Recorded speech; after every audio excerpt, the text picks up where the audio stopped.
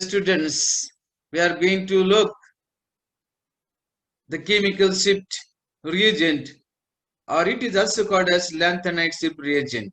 Sometimes shortly it is also called as shift reagent.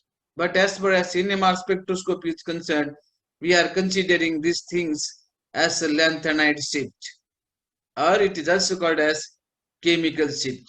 Now, what actually things are there in the chemical shift that we are going to learn in next 1 hour. See here what actually means the chemical shift. So chemical shift, or it is also called as lanthanide shift reagent. What actually this lanthanide shift reagent? Look at this. When we are taking the spectra of any organic compound, sometimes we are getting very complicated spectra. For example, when we are having the steroid or very complex molecule, we do not get the very simple spectra or simplified spectra. We get the complicated spectra. And when we get the complicated spectra, we do not identify that spectra very well. So for that purpose, new concept is coming, and that is called as lanthanide shift, or you can have chemical shift. We have to consider two things here. You have to take spectra of that compound at low resolution and compound spectra of that compound at high resolution.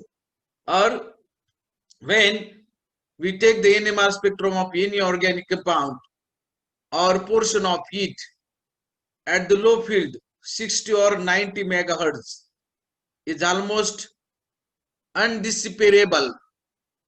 Undecipherable means not readable, not separable, not distinguishable.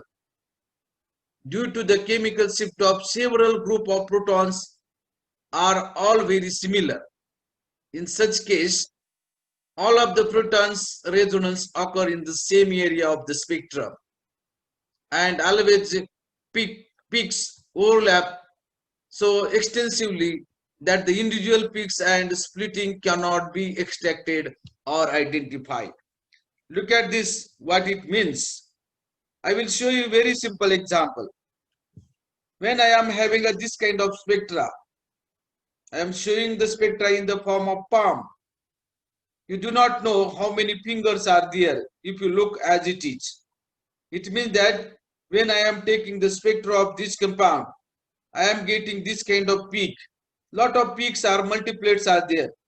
But whether they are doublet, whether they are quartet, whether they are triplet, you do not know these things. Because I have taken the spectra at low resolution or low field at 60 to 90 megahertz.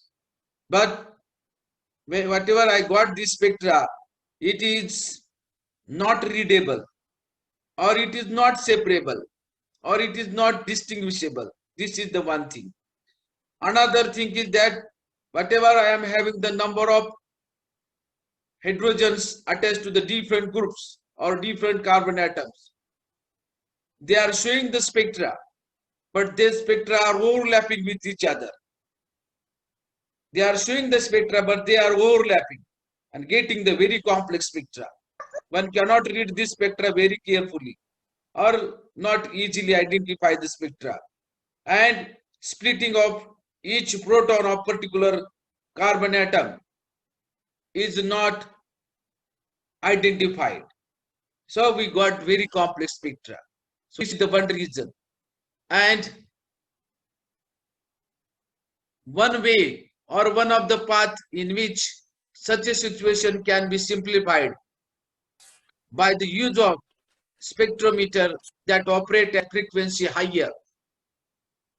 Although coupling constant do not depend upon the operation frequency or the field strength of the NMR spectrometer, the chemical shift in hertz are dependent on this parameter. This is used to simplify undecipherable spectra. What it indicates, you can use higher resolution instrument so that you can get complex spectra into simplified spectra. But so many times instruments will not be available. Instrument will not be available. But another kind of things is there to simplify that complex spectra into the simple one is called as lanthanide shift. What is actually it? Look at this. A compound contains three multiplate, a quartet and two triplets derived from a group of protons with very similar chemical shift. For example, when we have this CH3, CH2, oxygen CH2. Now this CH3, I will say three different type of protons are there. This will show triplet, this will show triplet, this will show quartet, this will show again singlet. But here you do not consider this kind of example. You can consider another kind of example so that you can get the spectra, complicated spectra. Just I have shown you how actually that splitting is there. At 60 megahertz instrument, these peaks may overlap and simply give an unresolved envelope of absorption. This is very important. Unresolved envelope of absorption. This is called as unresolved, not separable peaks. In redetermine the spectrum at higher field strength, the coupling constant do not change, but the chemical shift in hertz, not in ppm, parts per million, of the proton groups such as HA, HB, HC, different type of protons responsible for the multiplet do increase. This is at 60 megahertz instrument. When we take similar kind of spectra for 300 megahertz instrument, the individual multiplets are cleanly separated.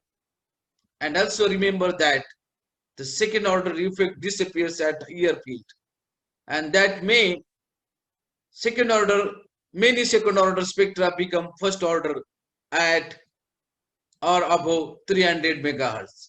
You know that what is first order spectra and what is second order spectra. That part we will discuss at the later on. But whatever second order spectra are there, that get converted into the spectra, first order spectra at or higher 300 megahertz instrument. So main thing is that complicated spectra, we try to make it into simplified spectra. So this is the main cause of the complicated spectra at low resolution or very complicated molecule. When we are taken, it's do not give simple spectra. The interaction between molecules and solvent, such as those due to hydrogen bonding, can cause large changes in the resonance position of certain types of protons.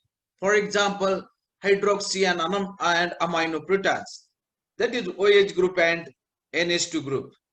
When OH group is there, amino group is there, lone pair present on the nitrogen atom, nitrogen atom, as well as it is present on oxygen atom.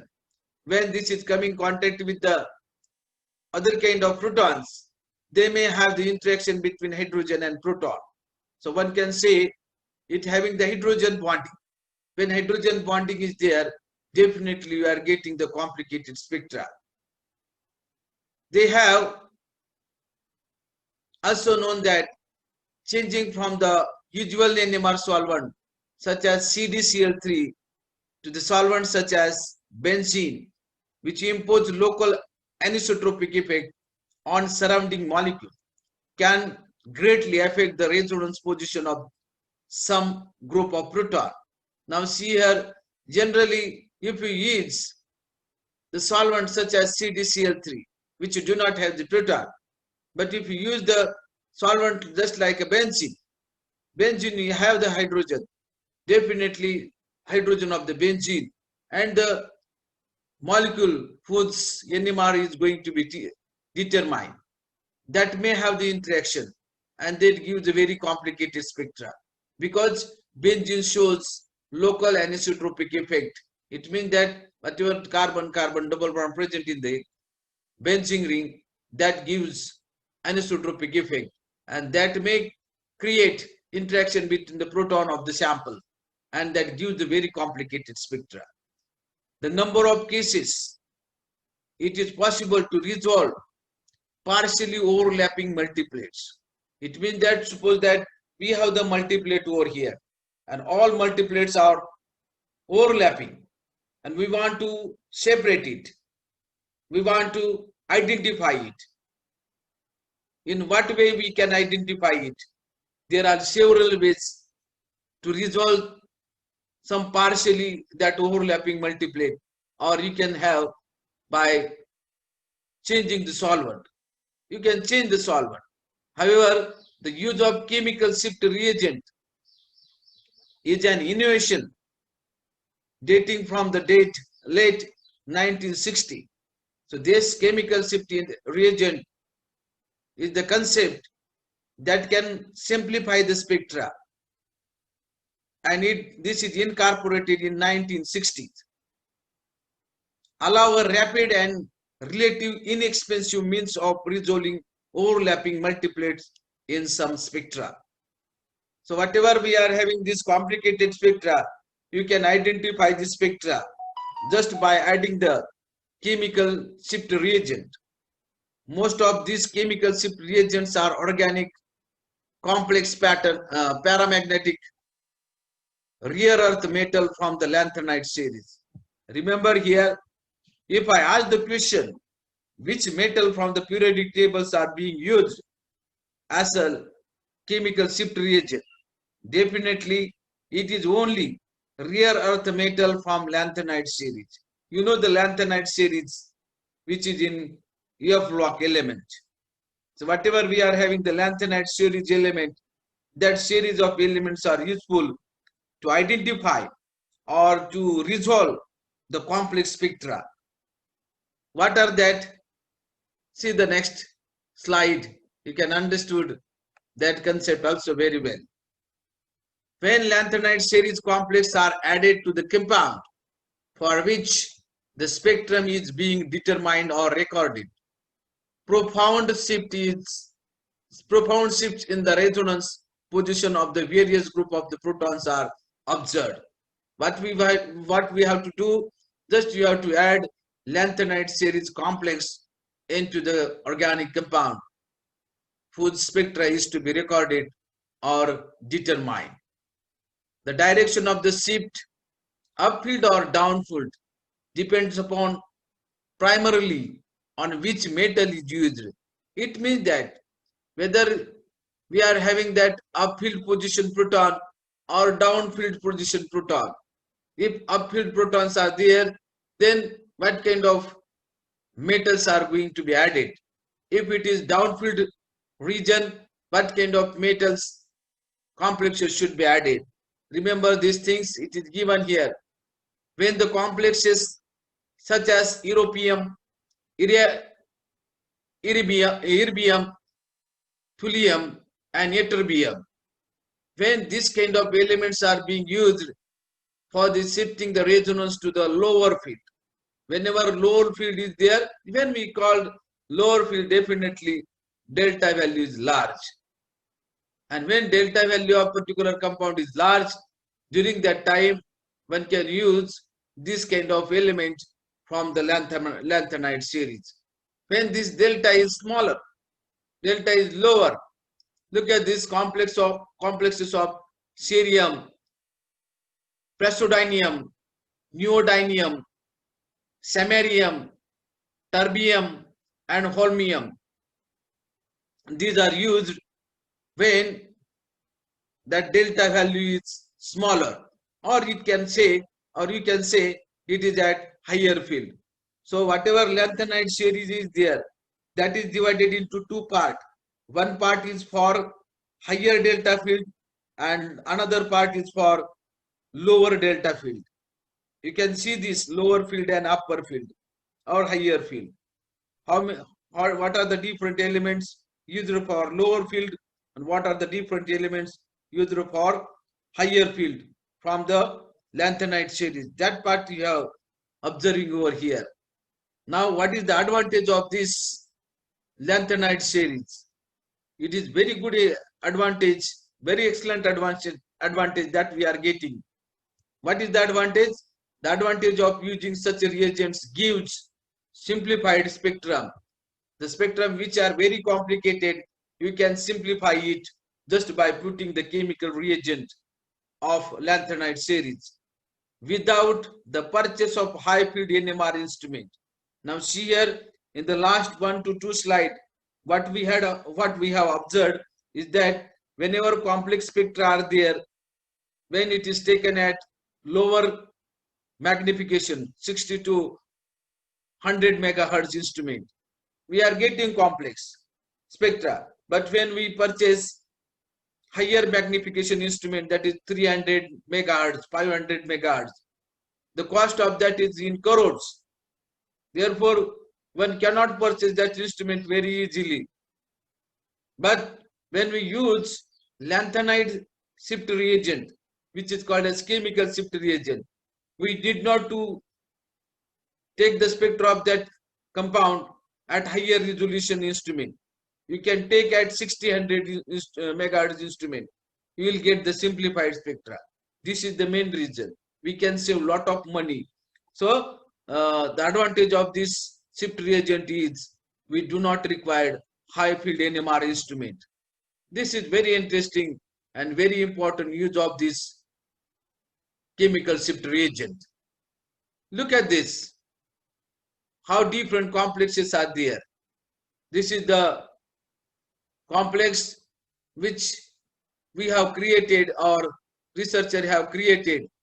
When it is put into the organic compound, definitely they are trying to bound with particular groups and they try to separate the compound and try to separate the multiplates. So whatever complex spectra were there, that may be identified very well. So you will get doublet, you will get triplet, you will get quartet, likewise, instead of getting only single peak or very complex peak. So these are the two complexes that I have shown here, how they are actually working with the organic compounds whose NMR spectrum is to be determined. See this one. These lanthanide complexes produce a spectral simplification in the NMR spectrum of any compound with a relatively basic pair of electrons and unpaired electrons which can be coordinated with the EU3+. So it is 3+ oxidation state. Typically when we have the aldehyde, ketones, alcohols, thiol, ethers and amines, whenever we are having this kind of compounds present in the complex organic molecule, you can use this kind of lanthanide shift complex. When we have the another one, the amount of shift is given group of protons experience, it depends upon two factors are there. One is the distance separating the metal EU3+ and that group of protons. And second factor, the concentration of shift reagent in the solution. Because the lateral dependence, it is necessary to include the number of mole equivalent of shift reagent used or its molar concentration when reporting a lanthanide shift spectra. So see here students, this shift reagent, how much shift reagent and what quality of shift reagent you are going to add. In last slide we have seen that there are two different categories of lanthanide element, which here we are having lower field and another having higher speed strain. Similar fashion, we have to use the concentration 1:1 ratio or 1:2 ratio depending upon the need. Now see here, suppose if you use a very small quantity of lanthanide shift reagent and if spectra is not simplified, then you have to go on adding and monitor the ratio, at what ratio they are separating. Sometimes it may be 1:1. So you can take one part of organic compound and one part of lanthanide, particular lanthanide SIP reagent, and take the spectra of both. Definitely you will get this simplification. If not, you can change the ratio. So that kind of thing, concentration of reagent, SIP reagent is very important as far as this simplification spectra is concerned. Now see here, for example, spectra of 1-hexanol. You know that 1-hexanol, 6 carbon are there and the OH group is there. In absence of SIP reagent, the spectrum shows the complex nature. Only the triplet of the terminal methyl groups and the triplet of the methylene groups next to the hydroxyl groups are resolved in the spectrum. The other protons aside from OH are found together in broad unresolved. What I mean to say is that when we take the example of N-hexanol, we are getting only two type of things. One is triplet of methyl group and another is a triplet of methylene group. This can be observed in the spectrum. Other spectra are there, but that is not observed in the spectrum. They are mixed with each other and you are getting the complex spectra. And whatever that is obtained, that is broad and unseparable, not resolvable. With the SIP reagent added, when we add the SIP reagent, in first case, I have taken the 1-hexanol and I got only two triplet and broad spectrum of other peak. When I have not used any spectrum at low resolution, I have used again low resolution instrument. What I have added is the SIP reagent. Now see here, each of the methylene groups is clearly separated and is resolved into the proper multiplate structure. The spectrum is in every sense that is first order and thus it is simplified. All of the splitting are explained by using n plus rule. Whatever n plus rule is there and whether it is giving triplet, quartet or multiplet, that can be identified as well. See this, the europium cation of the SIP reagent causes small amount of line broadening by decreasing the relaxation time of the proton in the sample. At higher SIP reagent concentration is the problem becomes serious, but at most of the useful concentration the amount of broadening is tolerable. Now see here what actually the things was there when we had no SIP reagent of this one. Look at this. So CH3, CH2, CH2, CH2, CH2, CH2, OH. 1, 2, 3, 4, 5, 6 carbons are there and OH group. This is called as 1-hexanol. This 1-hexanol shows how many different type of protons. If you look at this one, so 7 different type of protons are there. 6 from the protons which are attached to the carbon and 1 from a proton attached to the oxygen. So 7 protons are there. Therefore, we need to have or we should obtain 7 peaks. But in actual practice, how many peaks are obtained? 1 peak, 2 peak and 3 peaks. One more is observed here, 4 peaks. So instead of getting 7 peaks, we are getting only 3 to 4 peaks. Means, what's about the each peak?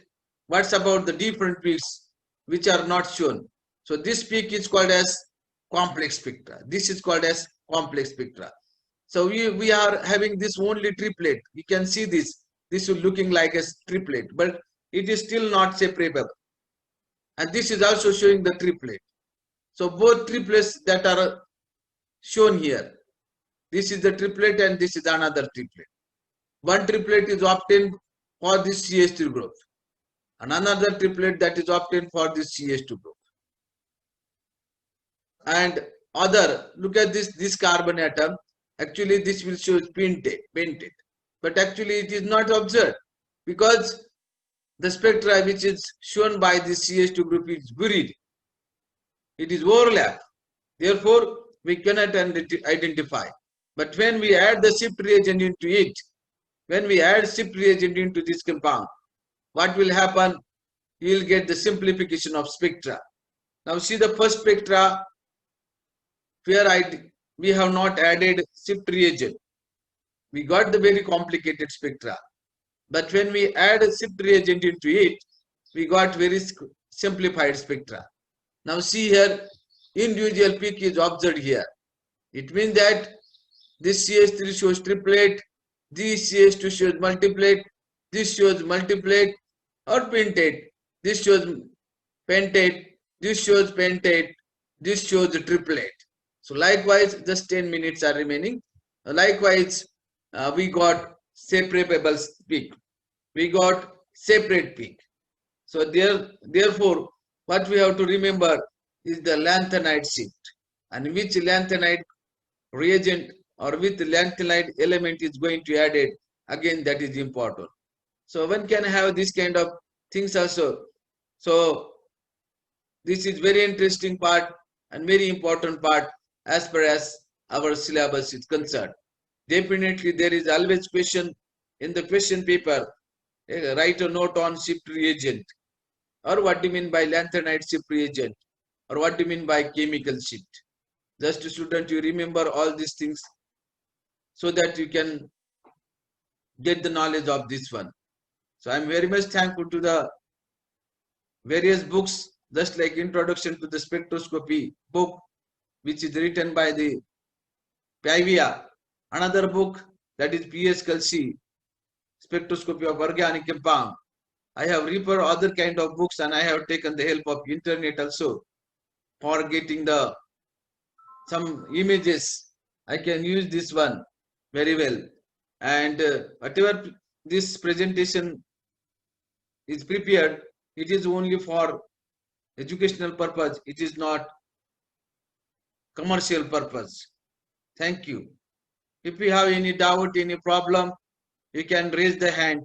Definitely we will resolve.